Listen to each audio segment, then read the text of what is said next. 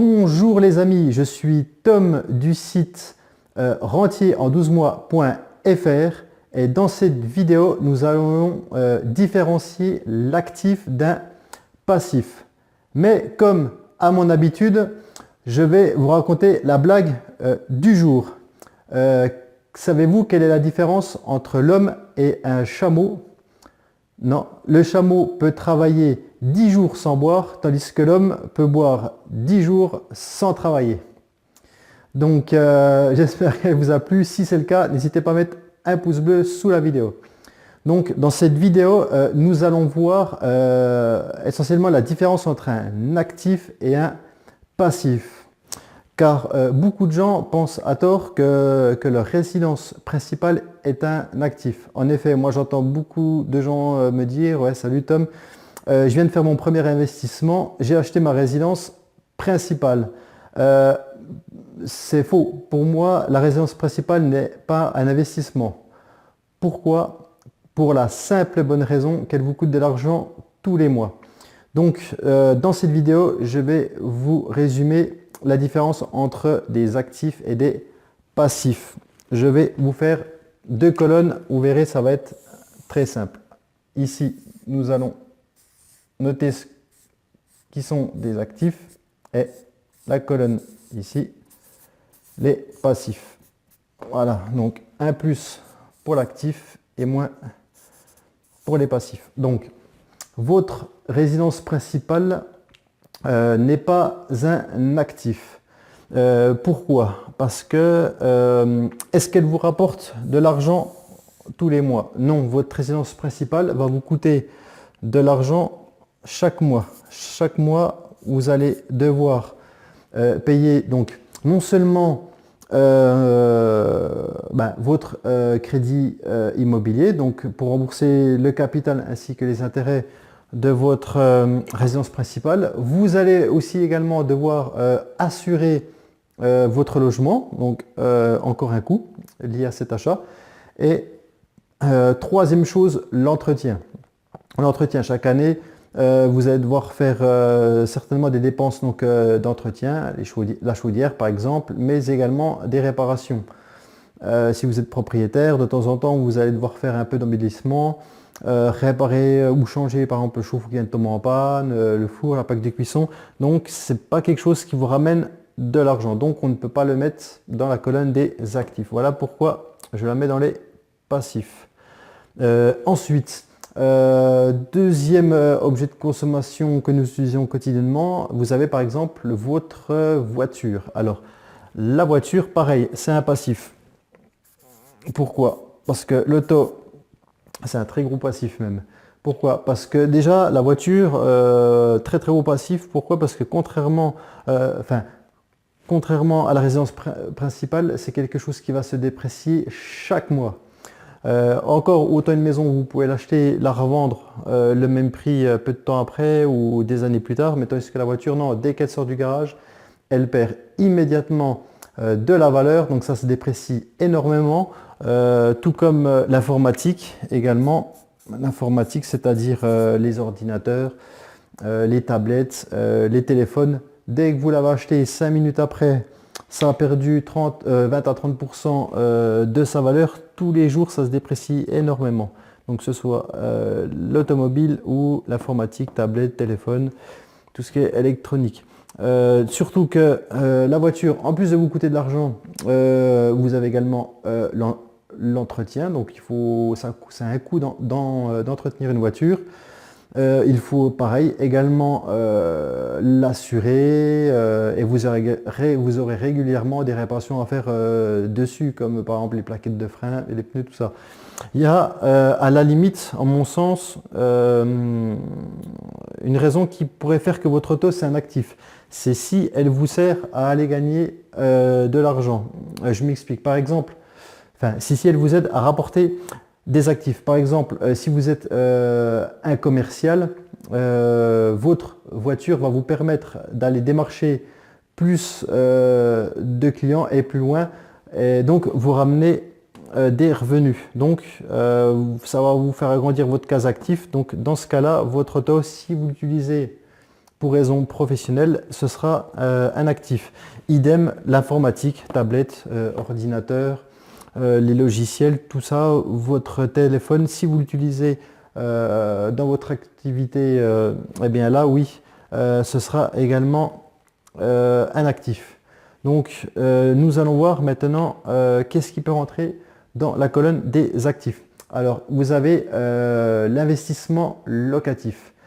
En effet, si vous achetez un immeuble, par exemple, avec même 5 ou 10% de rentabilité, vous allez avoir certes un crédit immobilier à rembourser, mais vous allez avoir une rente, donc des revenus locatifs qui vont tomber chaque mois. Donc chaque mois, non seulement l'immobilier va vous permettre d'avoir un cash flow, mais également de rembourser votre capital. Je m'explique. Par exemple, vous avez un crédit immobilier sur un immeuble de 1200 euros, comme c'est le cas pour moi pour un de mes immeubles. Vous avez un exemple, le total de ces revenus locatifs sont à 2800 euros. 2800 euros, donc là vous aurez un cash flow de 1600 euros. Cash flow de 1600 euros. Mais c'est pas tout. Non seulement vous enrichissez de 1600 euros par mois, donc ça c'est le cash flow mensuel brut par contre, parce qu'on n'a pas ôté taxes foncières, entretien, tout ça. Donc 1600 euros de cash flow brut, mais également vous remboursez, enfin vos locataires, pardon, pas vous, mais vos locataires vont vous rembourser du capital. Je m'explique. Sur les 1200 euros de loyer de crédit immobilier chaque mois que vous avez, vous aurez peut-être, par exemple, 800 euros de capital amorti, plus 400 euros d'intérêt. Bon, vous avez également aussi l'assurance emprunteur, mais bon, l'assurance emprunteur, on peut l'inclure dans les 400 euros, parce que là, j'ai quand même été généreux pour les 400 euros d'intérêt. Peut-être un peu moins, mais bon, après que l'assurance, ça compense. Donc, quand vous avez un crédit immobilier avec une rentabilité de 20%, grosso modo, sur un immeuble de 180 000 euros que vous allez acheter sur 15 ans, vous allez avoir ceci, 1200 euros de prêt immobilier. Donc ça va vous rapporter 2800 euros par mois brut, donc avec une rentabilité de 20% sur un bien, enfin 18 à 20%. Donc le cash flow 1600 euros, mais plus vous enrichissez de 800 euros de capital que chaque mois les locataires vous remboursent. En effet, parce que quand vous remboursez votre crédit chaque mois avec les 2800 euros de loyer, donc quand vous remboursez ce crédit-là de 1200 euros, vu que vous avez pris vos 1600 euros de cash flow, hein, la différence entre les deux, donc vous allez rembourser 800 euros de capital investi. Donc vous enrichissez doublement. Donc pour moi, au final, par mois, vous gagnez pas 1600, mais 2400 euros brut grâce à l'investissement immobilier. Car par exemple, vous achetez votre bien 100 000 euros. Si vous le revendez immédiatement, vous allez devoir rembourser l'intégralité de votre crédit immobilier. Mais si vous le revendez dans 10 ans, vous allez faire une bonne plus-value. Pourquoi parce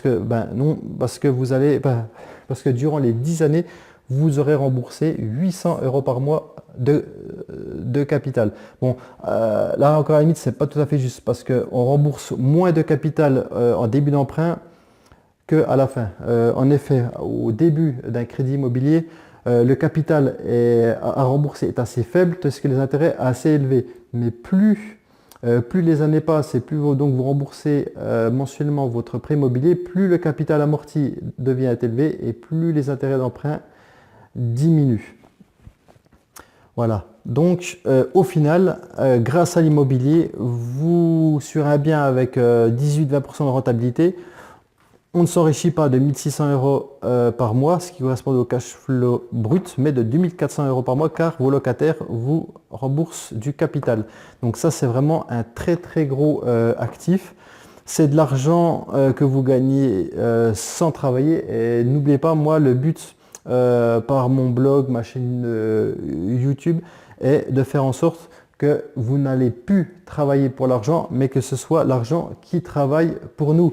Et cet exemple-là résume tout à fait cette phrase.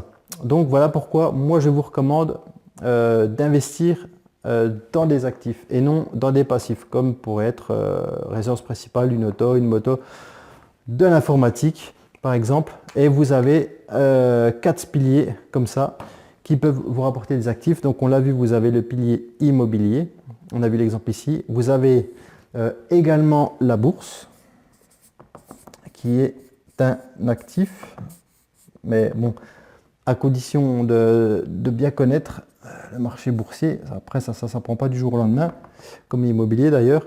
Vous avez les business internet, qui peut être un très très bon actif. Et quatrième et dernier pilier, le business en dur. Donc créer votre entreprise comme par exemple une salle de fitness, un garage automobile. Mais bon, après si vous créez un business en dur, attention à ne pas devenir esclave de votre boulot, parce que il faut que ce soit l'entreprise qui soit à votre service et non vous, et vous qui soyez au service de votre entreprise. Parce que moi j'en vois beaucoup qui créent des business en dur, mais ils se tapent 100 heures donc à la semaine à aller bosser. Et voilà, donc si c'est pour créer un business, y passer toute la semaine du matin au soir et ne plus avoir de famille, c'est pas très intéressant. Donc business c'est intéressant, mais il va falloir déléguer de façon à y passer le moins de temps possible, tout comme le business internet par exemple. Voilà les amis, j'espère que cette vidéo qui permet donc de différencier ce que c'est un actif d'un passif vous a plu. Si vous avez des questions, n'hésitez pas à me les laisser dans les commentaires ci-dessous. J'aimerais que vous me dites également dans les commentaires quels sont vos actifs et quels sont vos passifs. Et après cette vidéo, qu'est-ce que vous allez faire pour remédier à ça si vous avez beaucoup d'actifs, car on le sait, si on veut devenir indépendant financièrement très vite, il faut remplir votre case actif. Donc ensuite vous pourrez penser aux passifs, pardon. Mais très important, d'abord les actifs.